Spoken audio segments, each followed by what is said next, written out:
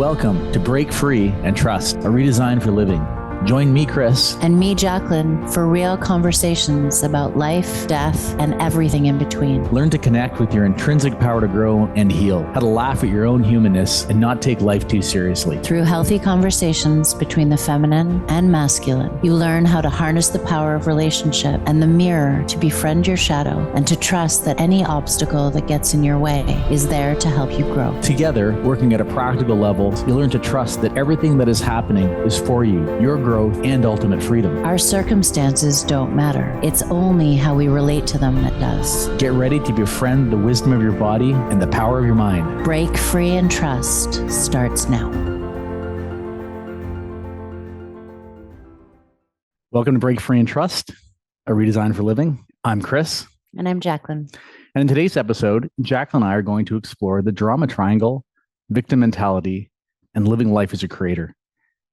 We've made several references to the drama triangle in previous episodes, and several listeners have asked us to go deeper on the subject. Drama is a feature of all of our lives, and how we navigate it can make a big difference in our level of contentment. There's something in this episode for everyone, so sit back and enjoy. Jacqueline, would you mind starting by describing what we mean by the drama triangle? Yeah, absolutely. So the drama triangle, just to give credit where credit is due, was created by a famous psychiatrist by the name of Stephen Cartman in his work around transactional analysis. But it's something that is used pretty consistently by coaches and therapists alike. And it is just that. It's a triangle of drama. And it's a triangle of drama that's rooted in victim mentality. And if you were to imagine what it looked like, if you were to imagine a triangle upside down with a point at the very bottom, the point at the bottom would hold the victim. Mm-hmm. And on the top, on either side, we would have the persecutor and the rescuer. Mm. And essentially, what shows up in that triangle is a triangle of reactivity. There's not a whole lot of personal responsibility that's taken in any of these roles. All of them serve as a way to project one's discomfort, pain, wounding on another and act out. And I think that's the best way for me to describe it a little bit. Why don't we go a little deeper by... Yeah. So how you described it, it's like it's a dynamic of interaction. Absolutely. And it's a dynamic that exists in most relationships most of the time. Right. It's a really unconscious dynamic where people don't know that they're playing the roles that they're playing. And we often, I say people, but I'll say we can often step into them without even being aware of it. And then what we create for ourselves is a whole lot of suffering. Yeah. And I've added to that description, it's the drama triangle is a victim orientation. And in a sense, what it is, it's a focus on problems, right? At the high level, the victim sees this persecutor as a problem. The persecutor and the rescuer see the victim as a problem. And all the energy for action comes from anxiety. So in a sense, it's a dynamic of inaction. It's a dynamic of powerlessness, and it's a bit of a dynamic of helplessness. Absolutely. And I would say that you can say that it's fed by or fueled by anxiety. I would actually say that it's fueled by fear. Right. And that fear is actually a deep unconscious fear. So these roles that we're talking about, they're not roles that we choose to adopt. I think they're very unconscious in our adoption of them. And generally, we enter the triangle at the point where our own childhood wounding happened. So I'll give you an example.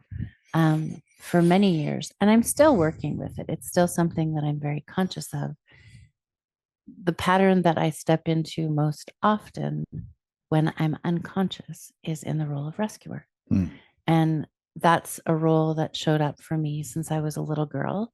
And my mom was sick, and the dynamic in our family was built around her being sick. And my role, as I took it, driven by fear, was to step in and want to rescue everybody and create harmony for everybody.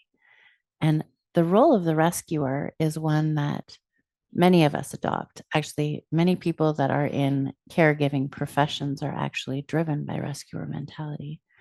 And it looks good on paper, right? We're the hero. Mm-hmm. You're saving people, you're swooping in to care for people. But actually, in essence, in so doing, what you're doing is you are, one, creating dependence of people on you.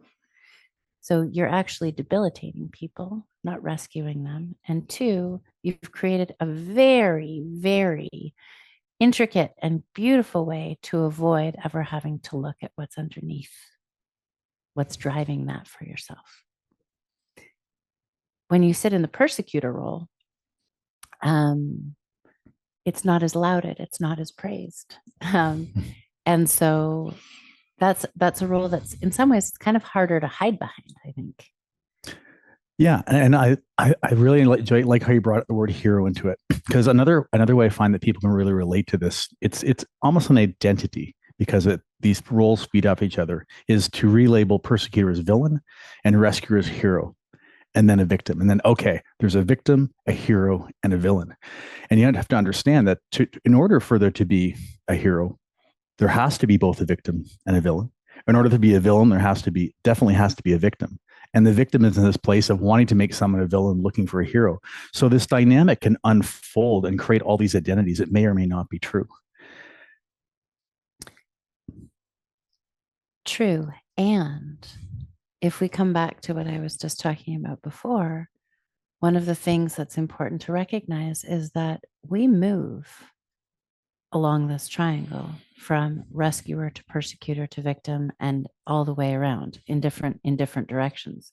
So when I said, as an example of that, my natural tendency is to enter the triangle as the rescuer, that doesn't mean that I also don't become the persecutor. And the persecutor when the rescuer's had enough, the rescuer either becomes the persecutor or the victim. And it's really important to be able to recognize when I said that, the rescuer is sometimes lauded or praised and the persecutor is not. The persecutor is vilified because the persecutor is the villain in the story. But at the same time, we are all the persecutor, the victim, and the rescuer. The persecutor is often for me, in my own experience, the persecutor shows up as that shadowy, the rescuer is too, but the persecutor really shows up as that shadowy part of me that feels justified in blaming and shaming, when in essence, that's simply a reaction to my own experience of fear or unworthiness or insecurity. But we find ourselves in each of these different places, some more often in one than the other. But when we live in this triangle, what we're doing is we're relating to each other in a very unconscious way. We're caught up in a triangle of absolute powerlessness. There is no possibility to be generative in this. The only possibility that exists is to prop oneself up by putting someone else down, or by creating a victim and needing to prop them up, but it's false, it's not true. By creating a tremendous amount of shame, blame, and fear. These are all we've identified in previous episodes. These are the lower levels of conscious vibration and frequency. And if you were to look at regular everyday conversation, what percentage of people do you think are caught in the drama triangle? Well, you just look at your movie categories and look at TV categories, dramas, and they're the most popular TV categories. So, in a sense, we are so used to drama as a way of being. And you watch many of these shows, and like I struggle to watch them now because this stuff's been brought into my awareness, and it's an hour of people being mean to one another and gossiping and with these tender moments of rescuing. And it's like, whoa, this is crazy. This is what's being modeled. And I would suggest like 80 to 90% of human interaction is within the drama triangle. And the way you've described it was beautiful, because it's in a sense, it's a choice to create these roles. We can see any situation in many different ways, but we're in drama, we're choosing to create these identities to make sense of it. I'm not so sure that I would say that we're choosing. And I'll say it this way: there is absolutely a choice when you become conscious of the dynamic. 100%, an unconscious choice. Yeah. But it's an unconscious choice until that happens. And we don't even realize that we're in this dynamic. It's a dynamic ultimately of codependence in Yeah. a lot of ways. I need to be a rescuer. If I need to be a rescuer, then I have to create a persecutor and a victim. And until we become conscious of this, this just is what life looks like and what relationships look like. I remember having a conversation with my mom not too long ago, as we have sort of been diving into a lot of this work in some of the groups that I'm working with. And she sort of had a laugh. She was like, well, if I'm not going to talk about drama, then what do I talk about? And it's actually really interesting if we pause and actually step out of this triangle, because we create some awareness around it and we practice having conversations outside of this. What we recognize is we don't have a hell of a lot to talk about, because most Mm-hmm. of what we're talking about in everyday conversation sits within this drama triangle, and it keeps us trapped. Yeah. You said, and I think you're bringing up that point about it's an unconscious bias that we have until we become aware of it. And this reminds me of when I do group work, and there'll be, say, 20 or 30 people in the room, and I'll ask the question, okay, we're talking about the drama triangle. Who here has ever been a victim? 30 hands go up. Everyone's been a victim at some point in their life. They know it. Then I'll ask, who's been a rescuer? Maybe 25 hands will go up. Most people said, yeah, in that role. And then I'll ask, who's been a persecutor? Crickets. And people honestly don't believe they've really played that role until you start digging into it and recognize, if you've been the rescuer and the victim, you've been in this triangle, you have also been the persecutor. You're just unaware of it, and you're unaware of how it's manifesting. But it's this dynamic that goes round and round.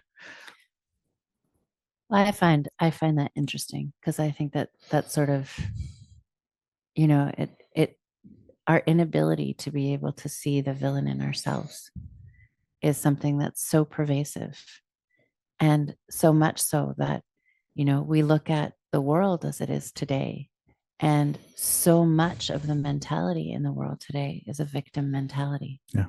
And there's so much blame around. I'll actually step back for a second. I wouldn't say the word blame.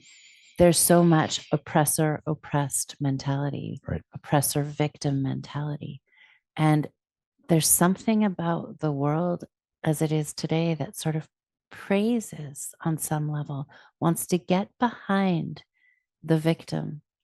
And what's happening in that process is there's a polarizing that's continuing to happen between oppressor and oppressed, persecutor and victim.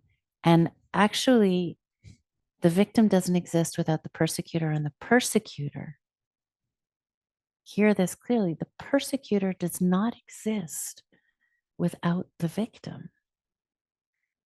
And I think that's really important.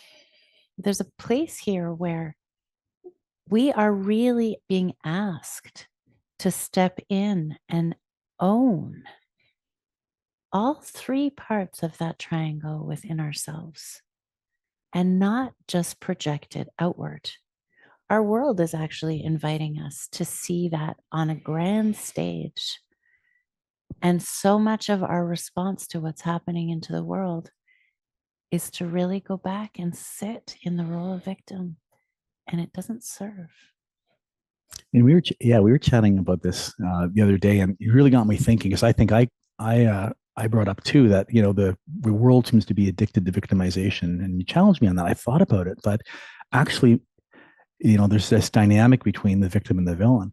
I think what I may have changed my opinion on is actually what we have is a world that wants to create villains.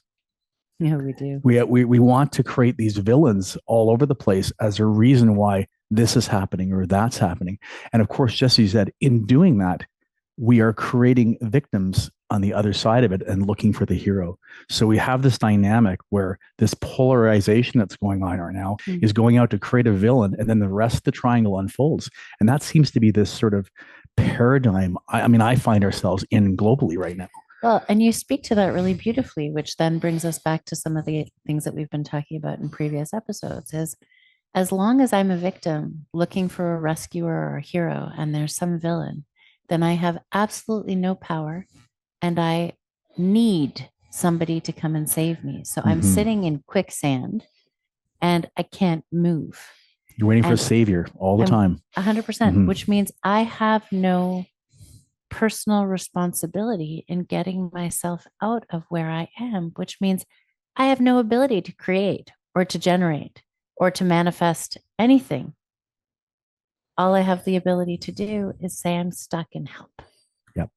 And then and blame. constantly looking on the horizon for the next savior eagerly. That'll come. And then day after day, being caught in this role of powerlessness. You know, it's interesting when as we're talking about this, the emotion that comes up for me around what sort of sits what we talked about fear driving this, but what keeps us in this dynamic feels like shame. It feels like this whole dynamic is sort of shrouded in shame and the heaviness and the weight of fear and shame. Yeah. And it's interesting. And that vibration and that frequency of shame and guilt is it's very much correlated to addiction. And I've almost thought of the drama triangle as addictive in nature.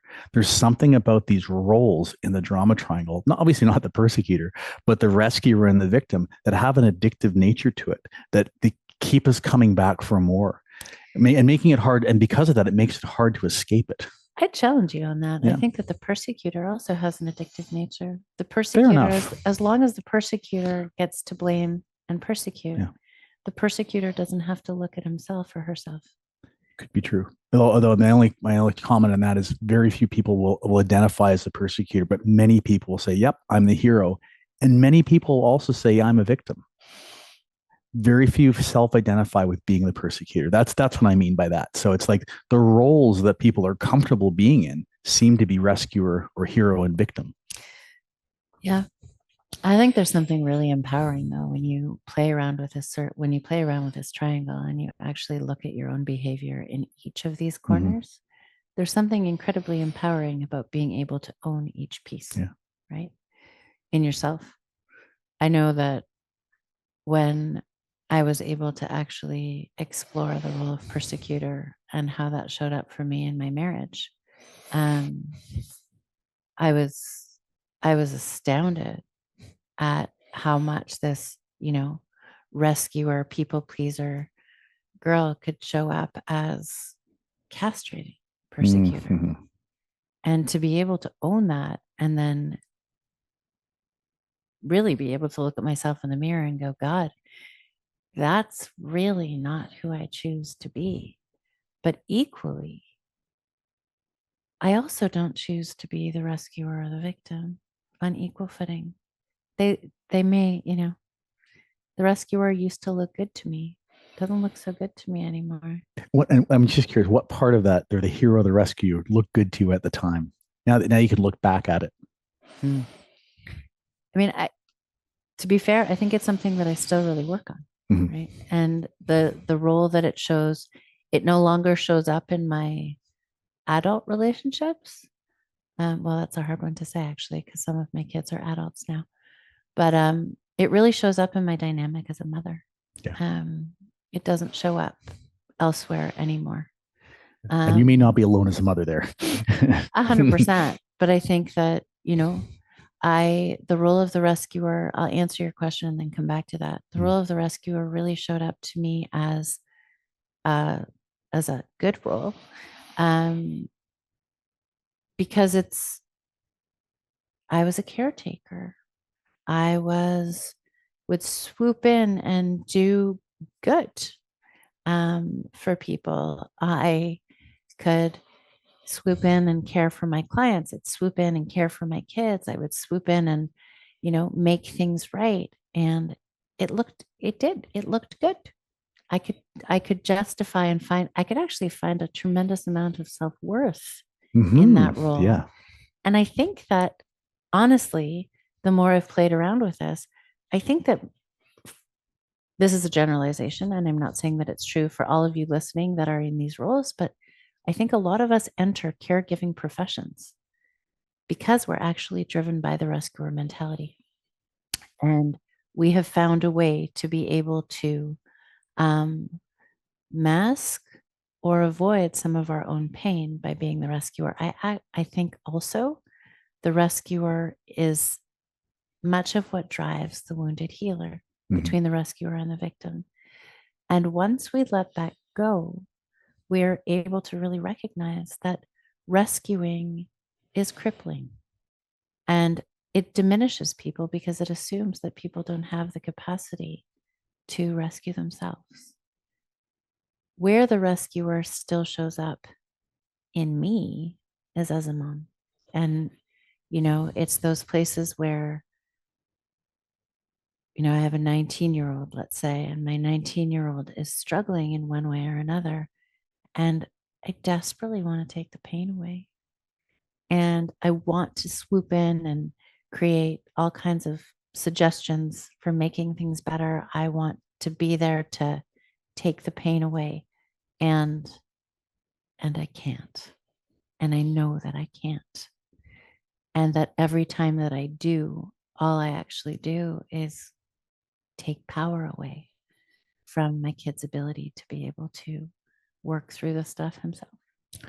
Yeah. And, it's tough. It's really tough as a parent because if you think of like these attributes of the rescuer, the hero, discounting their own needs, acting on behalf of others, doing more than asked for, these are looked at as positive traits, but it does create dependency. And to be honest, that's actually what we are supposed to do for our kids when they're very young. That's required for them to survive and to thrive. But there's this place where it no longer serves, and there's a place where it's actually just it's creating challenges and issues. Yeah, and I think in some ways we're living in an epidemic of as parenting, we'll say parenting rules have changed over time. Um, we're living in an epidemic of kids who are actually victims, um, who don't have the capacity to be able to take personal responsibility. And so much of their responsibility is being projected outward onto blaming parents a lot for what parents didn't do instead of being able to step in and take personal responsibility for ourselves. I think that's very accurate.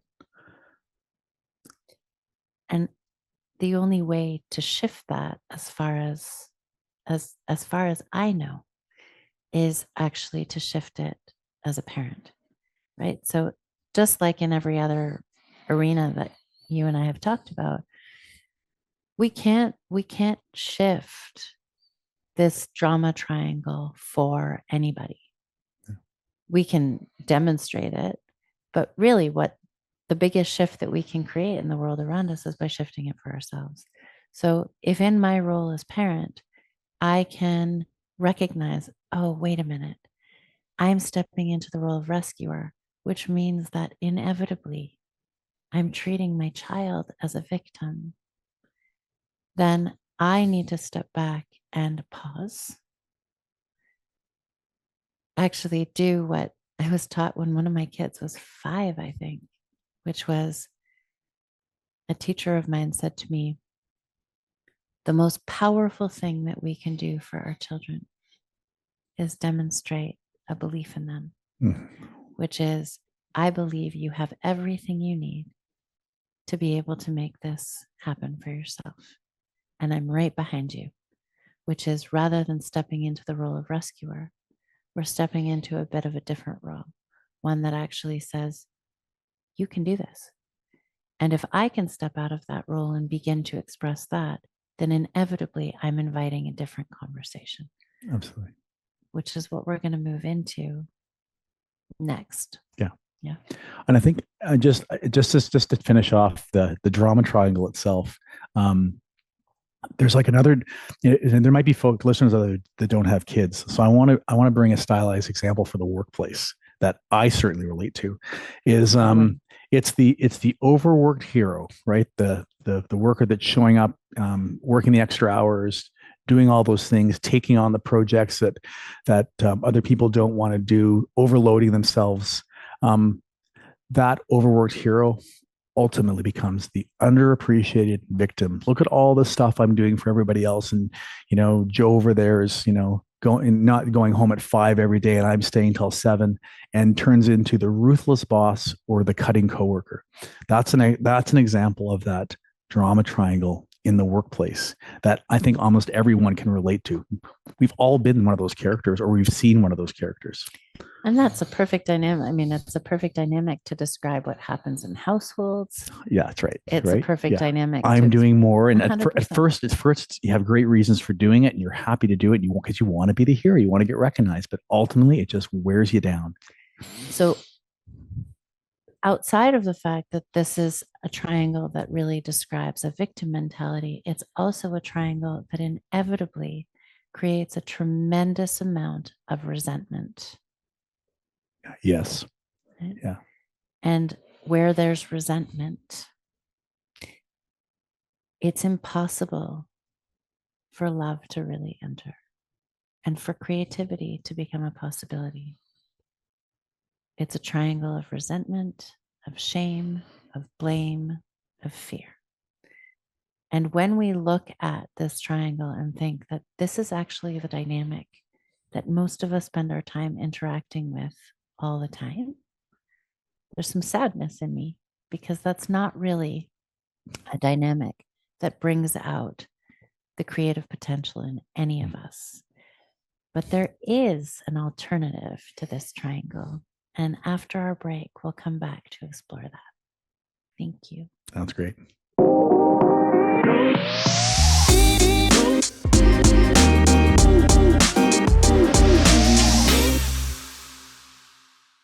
Welcome back, everybody. Just before the break, we mentioned that there was an alternative to the drama triangle called the empowerment dynamic. And Chris works with the empowerment dynamic, as do I, but maybe in a bit of a different way, with all of his clients and with his groups. And I would love for you to share with our listeners what you're doing with it, because I'm watching it change lives dramatically. Okay, thanks, Jacqueline. And just before I describe it, I was reflecting on, you listed a whole bunch of emotions that related to the drama triangle, and I basically listed it in order in the work of David Hawkins and the frequencies of consciousness that are basically life negating. And there's only one missing from that, which was pride, which I think is what the hero holds. So every single emotion that is associated with the drama triangle is one that we would consider as life negating and taking away our joy. So I thought that was really interesting. Well, how about you describe a dynamic that's generating and life affirming instead? Yeah, let's flip it over. So that triangle that Jacqueline described that's upside down, let's flip it on top, right? And we can think of these two triangles on top of each other as a really great mental map, because what we're trying to do with all of this in our work is we're trying to flip people's mindset. So instead of a victim on the bottom, up at the top, we have a creator. Viewing ourselves as a creator, we can cultivate our own capacity to create outcomes. And then the rescuer above that, instead of a rescuer, there's a coach or a co-creator, if you will. And it's someone who's there to help, there to guide, help see possibilities, but certainly not to solve problems or take away the capacity for the creator to create their own life. And then above the persecutor, as we flip it over, is the challenger, and this is someone who's like prodding, a catalyst for change, making the creator uncomfortable, but in a really positive way, recognizing that the creator is ultimately going to create their own destiny outcome, and they're there to help. And this is called the empowerment dynamic. And as opposed to focusing on problems, it focuses on vision and desired outcomes. And the coach, the challenger, and the creator use these desired outcomes as energy for action and passion and creativity. So, what I hear and what you're speaking is that this, we talked about the other being a dynamic of victimhood. This, in many ways, is a dynamic that's accessing creative potential. Yes. And when I think about what this triangle describes, that's very much the role that you hold with people that you work with. Is that correct? It is. Yeah.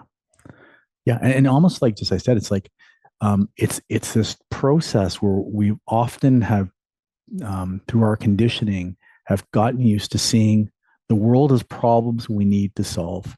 And we can just be caught in the drama of all of it. And that's the, the who to blame and whose fault is it and things like that. That's one level of it. But there's, the hero moves into the role of, okay, I'll even take responsibility for this. I'm going to roll up my sleeve and solve that problem. That's still seeing it's better. It's coming to a solution, but it's still seeing the world as problems. And what I'm trying to do with the people I work with is getting them to see the world as possibilities. And who do I choose to be in this world? And why are these things happening for me? What's the message? How do I get aligned with these things? And that's sort of the empowerment dynamic. And it can be it sounds so simple. It's as simple as in mentally switching the mindset to think, I'm not a victim. I'm a creator. I have to remember that I have unlimited creative potential. Now, how do I move into action and get out of this place I've been in? So I think in many ways, it's also very aligned with the work that I do. And when I hear you say, it's for me versus a problem, what I would come back to is that question that we always speak about, which is this idea that we can either look at life as something that's happening to us or as life is happening for us. Mm-hmm. And the assumption would be is as we sit in this dynamic, the assumption in this dynamic is I live in a benevolent universe, which means that if I'm living in a universe that is for me, then everything that happens to me is actually for me, that I'm not a victim to it, but actually it's the world conspiring to serve my greatest potential. So the things that in the drama triangle, I would look at as obstacles and as people to blame and things that are in my way, in the empowerment dynamic, I'm looking at, how is this happening for me? How is this going to serve my highest good? How do I work with this? Right? Yeah. And that's not to be insensitive or discount the fact that terrible things happen to people and people can be very, very victimized. I think what we're talking about here is having maximum compassion for that, but from that place, not remaining in the place of a victim orientation and finding a way and the strength to shift that mindset mentality to create a much broader, more expansive life from wherever the starting point is. So I'm curious because you brought that up. Yeah. When shitty things happen, we need to feel them, right? Like we need to feel the pain of those shitty things happening.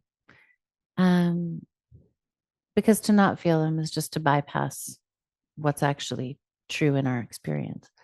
But what's the difference between feeling them, being with them, and getting stuck in them? Because getting stuck in them ultimately brings us into the drama triangle. Yes. Feeling them, well, maybe I'm answering my own question. Because when we give ourselves permission to feel what's happened for us, we can feel and then use those feelings to create and to move forward. Or we can use those feelings to sink deeper and deeper. And what we're speaking about is giving ourselves permission to actually deeply feel our experiences and then use them to create forward movement or to create. Yes? You did answer your own question. Yeah. I mean, Carl Jung, who's a, clearly someone I follow, says there's no coming to consciousness without suffering. In a sense, what he's saying is that, listen, there's going to be these things that happen in our life that creates this feeling of pain and fear. That's actually not only does it going to happen, it's necessary. It's we need to feel those things, but the energy we put in motion, the emotion, we can then decide with awareness of where to channel it. We can channel it into shame, guilt, anxiety, or we can try to channel it into courage, acceptance, joy, love. It's our choice of where we try to channel that. And we'll often, as the empowerment dynamic suggests, we often need coaches and guides and mentors to help us on that path because it's a very hard path. So something's coming up for me, and I'm wondering if I can put you on the spot. Yeah. It's a big one, though. Okay. Okay. Bring it. Okay.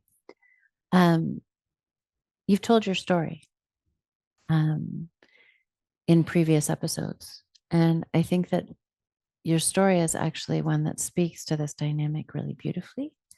But I'm going to bring up some sensitive areas and let's see where we go with them. So maybe I'm actually holding the role. Well, I'm definitely playing the role of challenger, creator, and coach here. But for the purposes of really demonstrating to our audience how this can actually be transformed. So for a number of years, because of situations that you created, ultimately, you have been separated from your family and from friends and other people from your life. You've transformed dramatically. And in many situations like yours, even though you played the role of somebody who blew up their own life, you could have very easily moved into shame and ultimately victim, actually, of the entire situation. And instead, you chose to use it as fuel for your own growth. And what I mean by that is you owned the situation. You saw yourself as persecutor. You saw yourself in all of the areas of the triangle, but you've actually chosen to move forward and to live a life rather than remaining trapped in the drama triangle. How did you do that? Great question. And just a little bit of a background on that. For most of my life, I saw myself in sort of the hero role on a number of different fronts, whether it's work, personal relationships, coaching kids, or who knows what it was. I was taking on that persona that I would always do more than everybody else. And of course, I understand now I was fulfilling a need to be validated in me.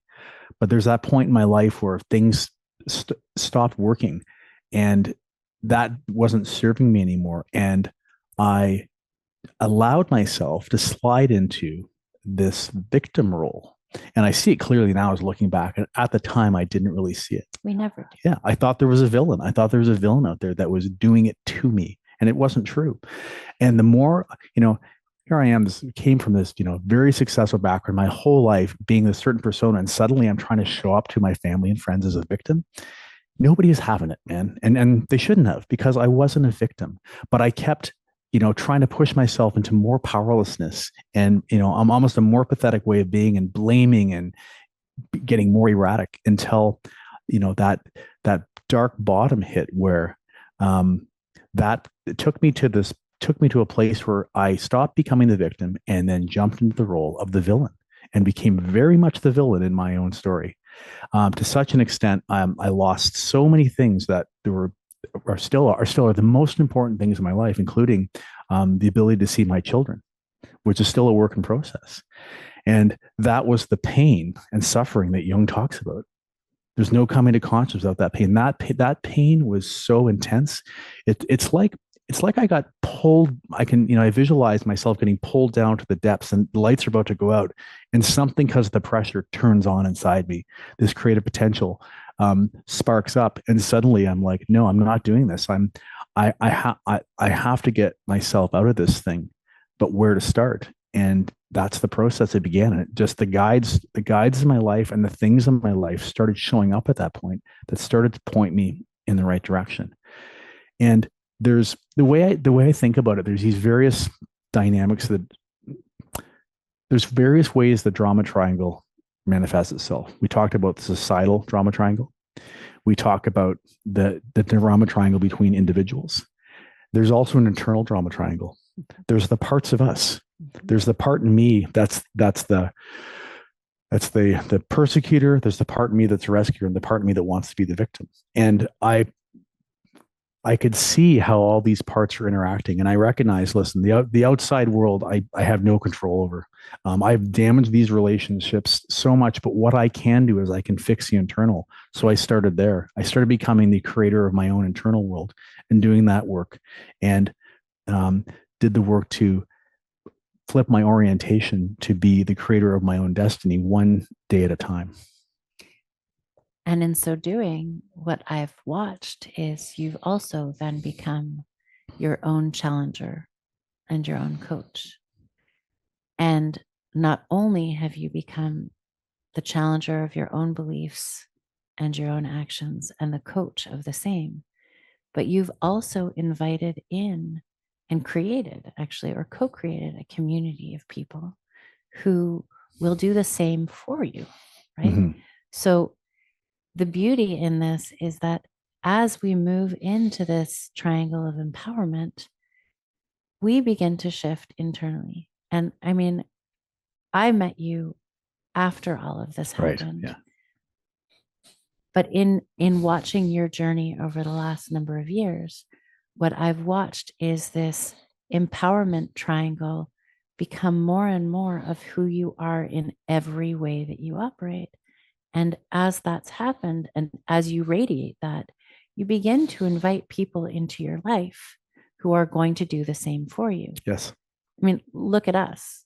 There's not very long that either one of us sits in the role of witnessing one of us play the victim. We challenge each other right away out of it because there's nothing there, right? The men that you've gathered together, the clients that you're working with, you're creating an environment of empowerment that's inviting everybody to step into a different paradigm. And when I watch what you're creating in that, I'm watching worlds shift, not just individual shift, but worlds begin to shift because that paradigm is so powerful that the level of consciousness that it's inviting is shifting people dramatically. Yeah, and I thank you for that praise. And you've also been in this field doing similar things for a number of years. Thank you. Yes. And it's the only way that I think that we can create change in a world that is trapped in a drama triangle. And the drama triangle is very much life negating. And life negating in a way that people are actually dying to get out of it, but don't know how. Yeah, and you brought up something. For both of us, I think I'm I'm processing this right now, but as it comes to working with others and changing the world, it's still an internal journey. And what I've come to understand is, instead of trying to do it, you just be it. It's like it's been one day at a time, and just showing up. And this is how I'm going to live my life, by trying to do the next right thing, and also being brutally honest with myself as much as I can, and getting others to help me. What are these character traits that I have that allowed me to play all these roles in this drama triangle that ultimately led me to become a villain. I went from what I thought was the hero to a villain very, very quickly. And I really wanted to understand what happened. And so I did the work to get brutally honest, like, oh, you have control issues, you got abandonment issues, you're perfectionist, all these things, and just got really honest. Yeah, that's the pieces of me that I need to integrate. I need to shine a light on them, and I have to accept that's part of who I am. Because if I don't accept that, it will control me. I'll become the monster again, and that's a big part of this process as well. It's the honesty that comes with this work. I love that. And that comes back to what we were talking about in the first half of the episode, which is just as an example, the persecutor is something that's hard for us to own or to see in ourselves because it's really hard for us to look at our shadows. And it's hard for us to look at our shadows, not because the shadows themselves are hard to look at, but the shadows themselves are masks.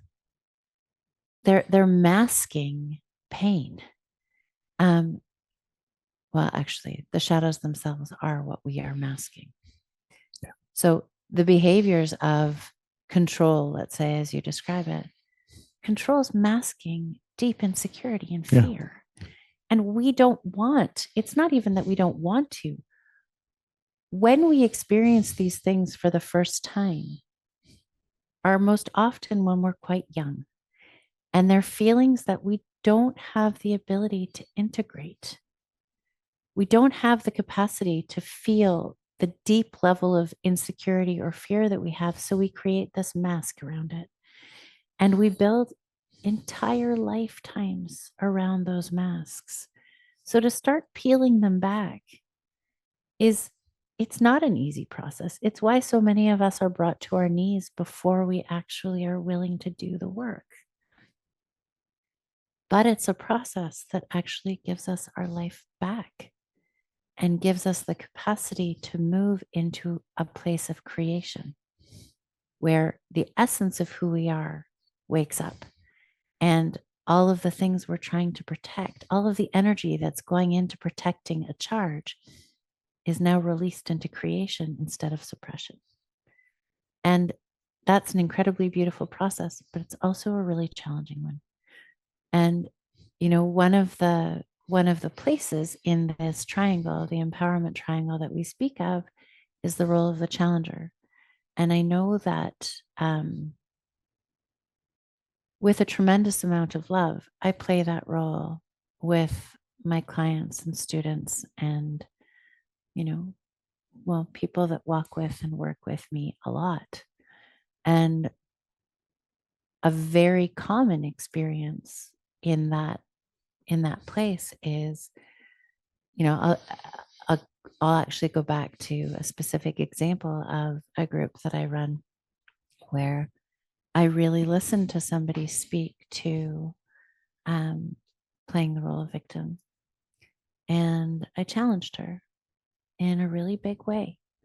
And what I watched was a tremendous amount of discomfort show up as she sort of sat in her seat and, wiggled around. I watched the window of access to her clothes, which means that her armor went up. I could feel it.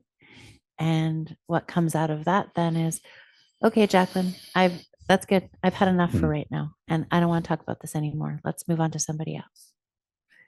And in that moment, as a coach or facilitator, I'm sitting in this place of, oof, I hope I didn't go too far, right? Because we challenge to open.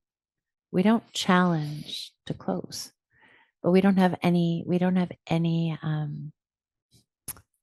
power over what happens. We only have our intention to drive us. And what tends to happen is that the next week or the next day or in a few days, I either get a phone call or during a next session, what we get is, thank you. Thank you for challenging me on that. I needed to step away and actually spend some time with it. And I really got to see where I was in life negating behavior and how I could step into something that was more life affirming. And more importantly, I got to see what was driving that. And when we do that, worlds open. You reminded me of this. My story is I had my first paying coaching client. This is, like 5 years ago. And I remember having this call, and I was at the role of challenger, and I brought something up, and he just went dead silent. The look on his face was terrible. His body language was horrible. And it was like, just as our call was wrapping up, another meeting, and I got off. I'm like, great. My first client, I just totally blew it. Like he's not coming back. And next week he showed back up, and his first statement was, that was the most profound thing anyone said to me. I've been absorbing that all week long, and it's made me think of all these different things. And that was very fortuitous, because that was the very start of my coaching journey and working with some of these tools to recognize, oh, there's going to be some real discomfort in that. And in a lot of what you said too, it's recognizing, we can talk about drama triangles, empowerment triangles, this model, that model, that's available to everybody. One of the roles of a coach or a therapist, and the art in it, is trying to meet people where they're at. And there's this, I talk about the roles of consciousness all the time. And my prime directive that I always go by is you can't meet someone above the level of consciousness that they're at. And that changes all the time. It depends on the mood they're in. You might stretch them a little bit, but as a coach, and even a working partner, you have to try, where are they at right now, and I need to meet them there. If I try to meet them in a place that's above their head, it's going to be lost, and if I go too low, I pull them down. And that's the real art of this work. And what's great in our relationship is we get to practice that with each other all the time, because we both know the tools, we sort of both know the process, and we mess up a lot a lot. We mess up often. But I think, and the way that shows up is, we try to push each other beyond what we're capable of seeing at different moments, and we're able to call each other on it. And there's beauty in that, because the intention, as long as the intention of the work is to create life-affirming possibility and creativity, then ultimately resentment doesn't exist, right? And the beauty in this work is that as a therapist and coach, and for you in the same roles, like we do mess up. We mess up with our clients. We're human. But there's actually, through those, by challenging too hard sometimes, or by stepping too far, there's opportunities to actually create really powerful conversations around honoring and valuing where each of us are at. And as far as I'm concerned, I would way rather, with a client or with you or anyone else, have a conversation that pushes me out of my comfort zone, rather than having a conversation that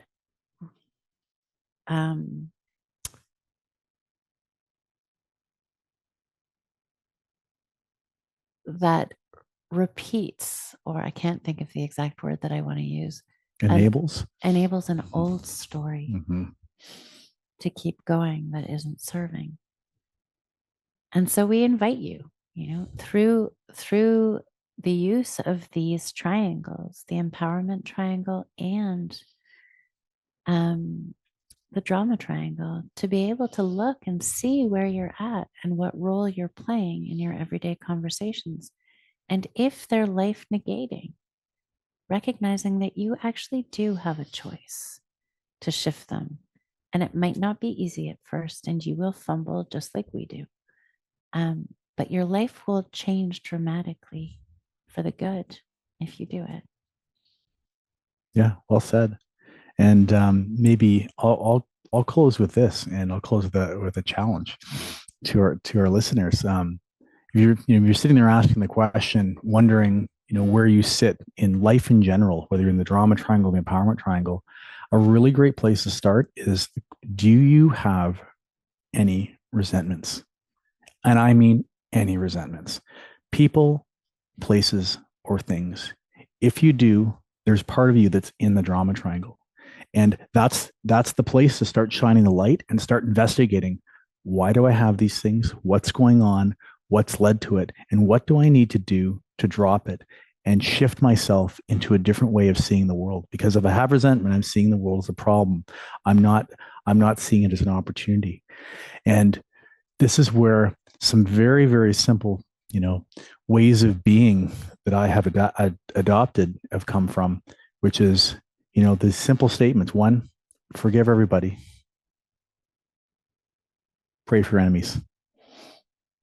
Love everybody and tell the truth. And if you're, those are why those make sense, because if you're forgiving everybody and you're praying for enemies, you can't have resentments anymore. And if you don't have resentments, there's a good chance you'll be in the empowerment dynamic. So with that, accept his challenge and recognize that most of us have resentments that we need to work with, and that we live both within the drama triangle and the empowerment dynamic most of the time. We're human. And the whole purpose of this human journey is to be able to walk with, live with, breathe with the parts of ourselves that are life negating and learn how to transform them over time. It doesn't happen every day. Progress, not perfection. And with that, we'll see you next week.